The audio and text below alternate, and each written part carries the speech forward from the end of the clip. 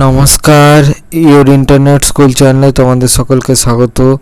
তো আজকে আমরা তোমাদের ক্লাস 9-এর বাংলার রায় ও মার্টিন কোশ্চেন ব্যাংক অনুসারে দ্বিতীয় পর্যায়ক্রমিক মূল্যায়নের মধ্যশিক্ষা পর্ষদ প্রদত্ত নমুনা প্রশ্নপত্রের প্রশ্নগুলোর সমাধান করব।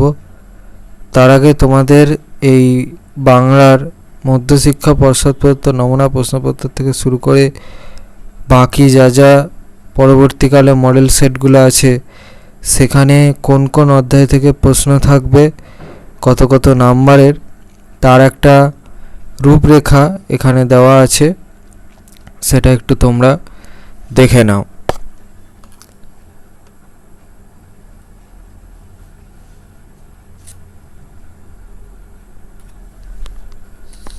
চলে যাচ্ছি মূল বিষয়ে।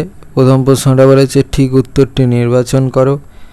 একের একেরটা বলেছে তখন সে জিজ্ঞাসা করিল যে তোমার বয়স কত। উত্তরে শ্রোতা জানিয়েছে, সঠিক উত্তরটা হচ্ছে অপশান গ 10-11 বছর। পরে একের দিয়ে বলেছে ব্যথিত গন্ধের ক্লান্ত নীরবতা। ব্যথিত গন্ধ আছে, সঠিক অপশান হচ্ছে অপশান গ কিশোরের পায়ের দলা মুথা ঘাসে আর লাল লাল বটের ফলে। পরে একের 3 বলেছে উর্দুকে ফার্সির অনুকরণ থেকে কিঞ্চিত নিষ্কৃতি দিতে সক্ষম হয়েছিলেন। সঠিক অপশান হচ্ছে অপশান ক কবি ইকবাল। পরে একের 4 বলেছে ইংল্যান্ডে বেদান্ত প্রচারের কাজে স্বামী বিবেকানন্দকে বিশেষ সাহায্য করেছিলেন। সঠিক অপশান হচ্ছে অপশান ক মিস্টার E.T. স্টার্ডি। পরে একের 5 বলেছে ছিরি হলো একটি, সঠিক অপশান হচ্ছে অপশান খ অর্ধতৎসম শব্দ। পরে একের 6 বলেছে যে কেউ একটি, সঠিক অপশান হচ্ছে অপশান ক অনির্দেশক সর্বনাম। পরে একের 7 বলেছে প্রফেসর শঙ্কু আবিষ্কৃত পাখি পড়ানো যন্ত্রটির নাম। সঠিক অপশান হচ্ছে অপশান ক অর্নিথন। এর 2 বলেছে কম বেশি 15টি শব্দে নিচের প্রশ্নগুলির উত্তর দাও। 2-এর 1 বলেছে উর্দু সাহিত্যের মূল সুর কোন ভাষার সঙ্গে বাঁধা। দেখো উত্তরটা হচ্ছে ফার্সি ভাষার সঙ্গে বাঁধা। 2-এ বলেছে যা গিয়ে ওই উঠোনে তোরা দাঁড়া। কোন উঠোনে গিয়ে দাঁড়ানোর কথা বলা হয়েছে। উত্তরটা হচ্ছে লাউ মাচাটার পাশে থাকা উঠোনে গিয়ে দাঁড়ানোর কথা বলা হয়েছে। পরে 2-3 বলেছে তার সঙ্গে বনিয়ে চলা অসম্ভব। কার সঙ্গে বনিয়ে চলা অসম্ভব বলে পত্রলেখক মনে করে। এই প্রশ্নের উত্তরটা হচ্ছে মিস মুলার। পরে 2-এর 4 বলেছে রাধারানী তখন বিষণ্ণ বদনে সকল কথা তাহার মাকে বলিয়া মুখপানে চাহিয়া রহিল। সকাতরে বলিল মা এখন কি হবে। উত্তরে রাধারানীর মা কি বলেছিল। উত্তর এখান থেকে এই পর্যন্ত লিখবে। 2-এর 5 বলেছে সেখানে যাওয়া আসা অত্যন্ত কঠিন। যাওয়া আসার তলায় দাগ। নিম্নরেখ পদটি কি ধরনের ক্রিয়া বিশেষ্য। উত্তরটা হচ্ছে ক্রিয়াবাচক। কয় রফলা হস্য অন্তস্তয়াকার আর বয়াকার চক আচক। ঠিক আছে। 2-এর 6 বলেছে আগন্তুক শব্দ বলতে কি বোঝো। দেখো উত্তর এখান থেকে এই পর্যন্ত লিখবে। পরের প্রশ্নটা বলেছে পঙ্গু ক্রিয়ার একটি উদাহরণ দাও। উদাহরণটা তোমরা এই প্রশ্নের উত্তরটা থেকে পাবে। এর যে উদাহরণটা দেওয়া আছে এইটা লিখে দেবে। এখানে হচ্ছে বটটা হলো পঙ্গু ক্রিয়া। পরে 2-এর 8 বলেছে মুহূর্তের মধ্যে একটা চরম বিপদের আশঙ্কা আমার রক্ত জল করে দিল। বক্তা কোন বিপদের আশঙ্কা করেছেন। বক্তা করবাসের চুরি যাওয়ার আশঙ্কা করেছিলেন। ঠিক আছে, খাঁচা সমেত, সেইটাই তোমাদের লিখতে হবে। ঠিক আছে, এইটা হচ্ছে উত্তরটা। 3-এ বলেছে কম বেশি 150 শব্দে নিচের যে কোনো একটি প্রশ্নের উত্তর দাও। 3-এর 1 বলেছে সংস্কৃতকে স্বয়ংসম্পূর্ণ ভাষা বলতে কারো কোনো আপত্তি থাকার কথা নয়। প্রাবন্ধিকের এমন মন্তব্যের কারণ কি? প্রসঙ্গত বর্তমান যুগের ইংরাজি ও বাংলা ভাষা সম্পর্কে তিনি কোন অভিমত ব্যক্ত করেছেন? প্রশ্নমানগুলো হচ্ছে 2+। প্রথম ভাগের প্রশ্নের উত্তরটার জন্য দেখো, এই প্রশ্নের উত্তরটা লিখলে হবে এখান থেকে এই পর্যন্ত লিখবে। আর দ্বিতীয় ভাগের প্রশ্নের উত্তরটার জন্য দেখো, এই প্রশ্নের উত্তরটা লিখতে হবে এখান থেকে উত্তরটা চলছে এই পর্যন্ত লিখবে। পরে 3-2 বলেছে বাঙালির চরিত্রে বিদ্রোহ বিদ্যমান। নব নব সৃষ্টি প্রবন্ধে প্রাবন্ধিক বাঙালি বিদ্রোহী সত্তার পরিচয় কিভাবে পরিস্ফুট করেছেন তা আলোচনা করো। উত্তর, ওই প্রশ্নের উত্তরটার জন্য এই প্রশ্নের উত্তরটা লিখলে হবে এখান থেকে এই পর্যন্ত লিখবে। পরে 4 বলেছে কম বেশি 150 শব্দে নিচের যে কোনো একটি প্রশ্নের উত্তর দাও। 4 আগেরটা বলেছে পৃথিবীর কোনো পথ এ কন্যারে দেখিনি কেউ। উদ্ধৃতাংশে কোন কন্যার প্রসঙ্গ রয়েছে? পৃথিবীর কোনো পথ তাকে দেখেনি বলে কবির মনে হয়েছে কেন? উত্তর, ওই প্রশ্নের উত্তরটার জন্যে এই প্রশ্নের উত্তরটা লিখলে হবে এখান থেকে এই পর্যন্ত লিখবে। পরে 4-2 বলেছে নেভে না তার যন্ত্রণা যে দুঃখ হয় না বাসি। কার কোন যন্ত্রণার কথা উদ্ধৃতাংশে ব্যক্ত হয়েছে? তার দুঃখ বাসি না হওয়ার কারণ কি? প্রশ্নমান হচ্ছে 2+3। দেখো উত্তর, ওই প্রশ্নের উত্তরটার জন্য এই প্রশ্নের উত্তরটা লিখলে হবে এখান থেকে এই পর্যন্ত লিখবে।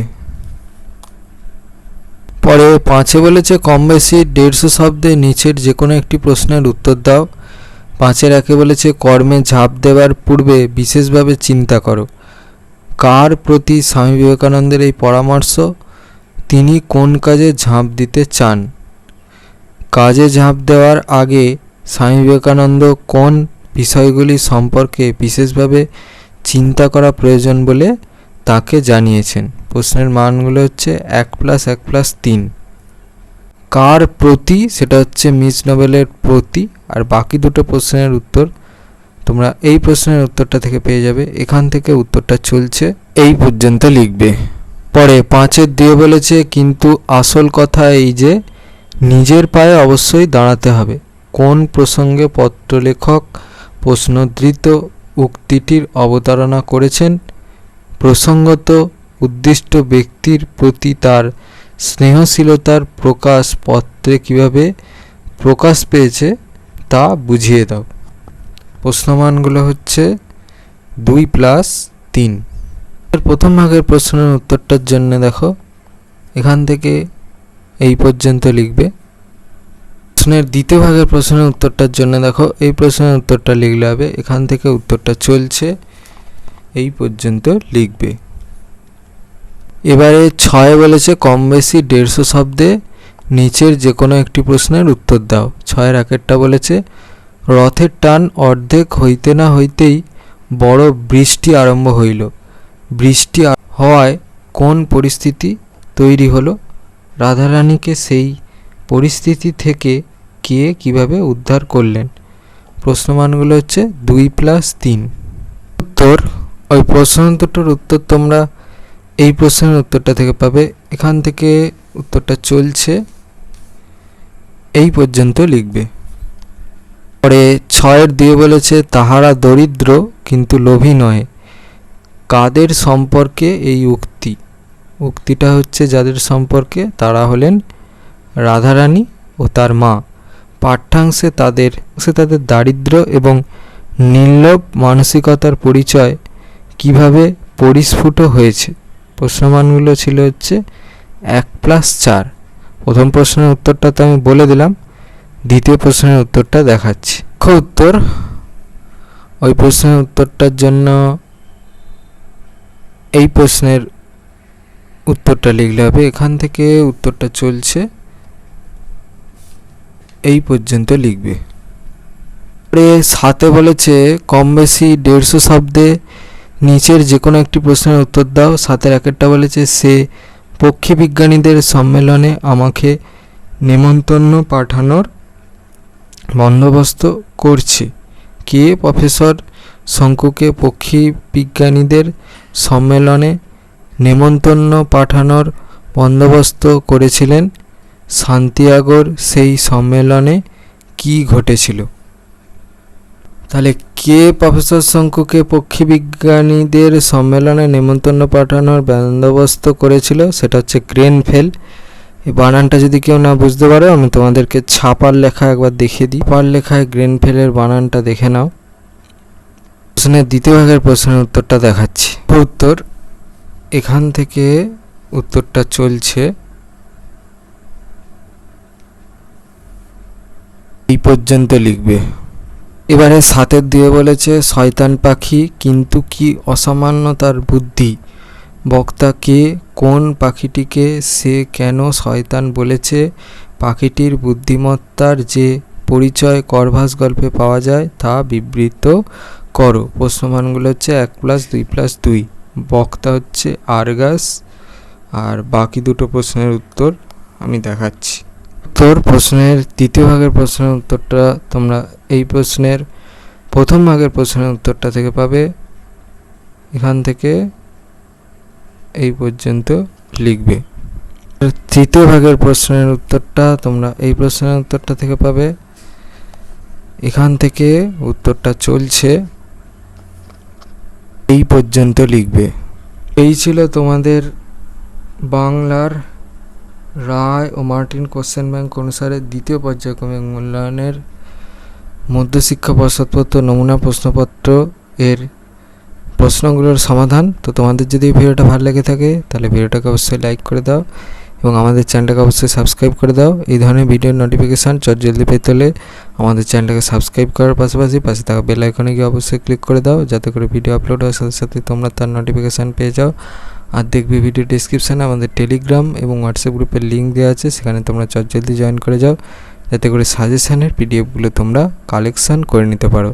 তো আজকের মতো ভিডিওটা এই পর্যন্তই। দেখা হচ্ছে পরবর্তী ভিডিওতে।